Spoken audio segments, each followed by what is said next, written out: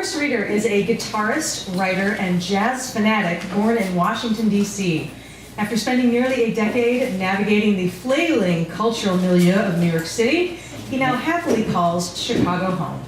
He does this along with his wife, a menagerie of aging animals, and a continually expanding array of musical instruments. I resemble that remark as well. Please give a warm welcome to Henri Harps.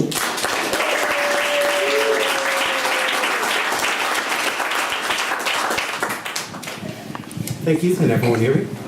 Yeah. So this is a short story that I've written. It's part of a larger collection that I'm working on about the lives of jazz musicians. And so this one is called The Saxophonist. And if you're a music nerd, today is World Saxophone Day. So in honor. So this takes place in New York in 1977. Something was not quite right with the passage. His fingers stumbled over the keys of his alto. His hands kept being drawn to a couple of notes, which he knew were correct, but not appropriate.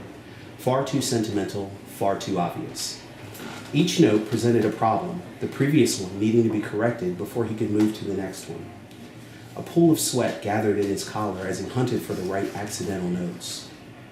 For a few choruses, he extrapolated methodically on the melody, examining it, reversing it, searching for the kernel of an idea that would allow him to dissolve the changes in bar lines, leading him to freedom. But the changes instead tightened, and he drifted deeper into his own labyrinth. Searching, he looked towards the band for help, but they averted their eyes, hoping he wasn't to have another one of his nervous breakdowns. Summoning the power of his slight body, the saxophonist leapt for the highest note, and to his surprise reaches it and soars. Drunk on the ecstasy of that pure tone, he repeated the incandescent note for 10 minutes.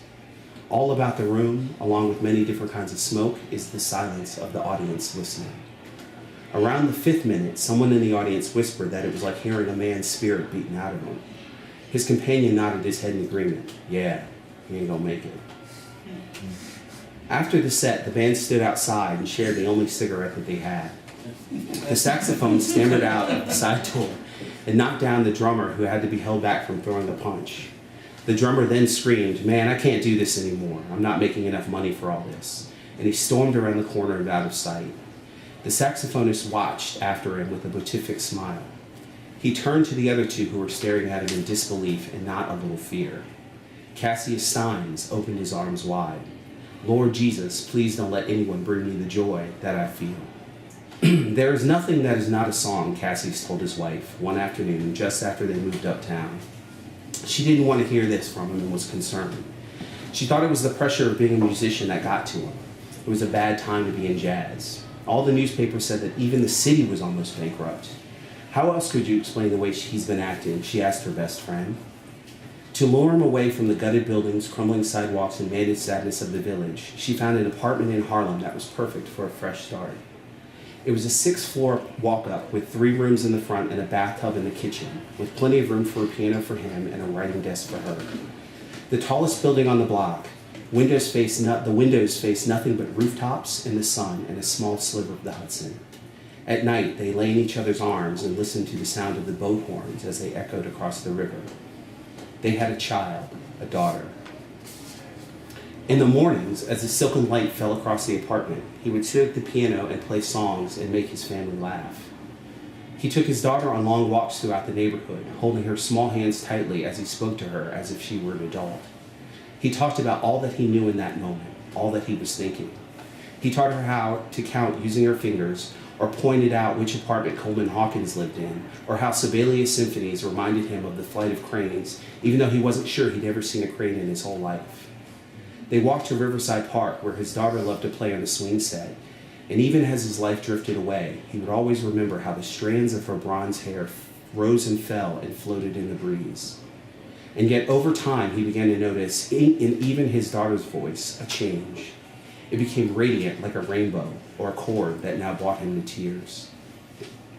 His world began to go white. The only thing left in it were musical notes, which were now violet-colored blobs, blooming and merging into one another like a constellation of stars. Some days, he would sit in his living room and watch the sun move from one side of the apartment to the other, listening to the soft patter of suspended dust particles land on the floor. Then, the apartment sounds turned into a deranged symphony. The leaking faucet dripped in the key of C major, which clashed with the radiator that hissed in a threatening D minor. The pigeons nestled under his window cooed in the key of B, rather. The same as police sirens that rang throughout the night. As neighbors walked about the building doing the work of their daily life, Cassius heard footsteps as vicious rolling timpanis. Overwhelmed, he pounded on his piano to resolve the painful dissonances. Threats of eviction came, and he began to play outside. He liked to leave at sunrise and walk down Lenox Avenue, horn pointing to the sky, trying to harmonize the world around him. He played to the sounds of children as they chased each other in the schoolyard, before the bells rang and then they were swallowed up by the massive buildings. He played lamentations for the squeegee men as they solicited on the West Side Highway, and for all the sadness that stayed in Times Square. He traversed all the way down to Wall Street, where he received confused and disgusted looks from day traders in black suits as he played fanfares outside their office, and past that to Battery Park, where he played to the faded green of the Statue of Liberty. He turned around and walked home the same way. He never stopped playing his horn, not once. Rehearsals became even more fraught. Tightly constructed ensemble passages morphed into little more than aleatoric wandering. He said beautiful things, but no one knew what he was talking about. The bass player and the piano player would argue with each other over the directions that Cassius had just given, and then the motherfucker would come in and say, "You're both wrong." Very deep into the night, Cassius's wife woke up to the crack of thunder and the flash of lightning that filled the bedroom with blue light.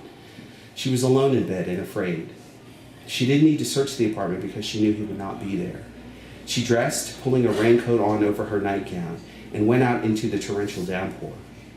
She walked several blocks towards the river and found him on a corner under a street lamp, the soft sodium haze of gold sparkling inside the raindrops. She called his name, but he continued to play until she grabbed his face and made him look into her eyes. He stared blankly with no particular familiarity. It was then that she finally understood. Cassius had made a vow with himself, and nothing more and nothing less than his entire life was being asked of him. When it was time, there was no goodbye, no divorce papers, nothing save a sentence in flowing script left on his nightstand. For the beginning is assuredly the end, since we know nothing pure and simple beyond our own complexities. Cassius Steins fell through the cracks, and he kept falling. To get from Thompson Square Park to his meager single occupancy on East 3rd Street, a trip of just a couple blocks on foot, Cassius hobbles west to a northbound bus on Avenue A, then gets on the bus at 14th Street that drives east to Avenue D, and then turns south. It can take a half an hour. Most days, this is the extent of his universe. Still, he is grateful. He lived in shelters until he was beaten and robbed, and then park benches.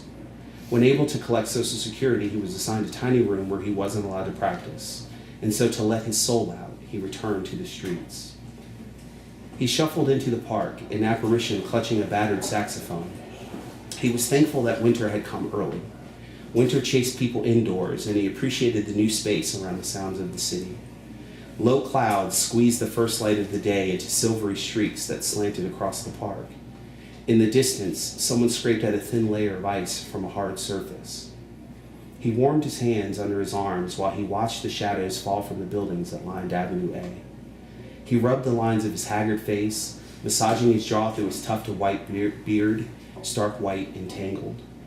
He lifted his horn and played ragged choruses of Over the Rainbow until his body was frozen, and all that was alive and warm were the few inches from where his stomach forced air up through his chest and throat into his instrument. Night came again. The park was empty save for a bundled woman in a thick fur coat playing tug with a lap dog in the dog run, the hairless dog shivering like a dead leaf. Moonlight fell across the ribbon of earth where the woman and the dog playfully pulled and turned and rose against each other. After they finished, the woman scooped up the little thing and shoved him into the interior of her coat. As she walked by, she dropped change into an empty cup sitting at his feet. You must really love that song or something," she said in an indeterminate accent. He smiled, showing her a row of broken teeth. In his cup, he had enough for a jar of peanut butter, a loaf of bread, and a $3 pint of whiskey. Back at his room, he sat and waited for the next day to come. Thank you.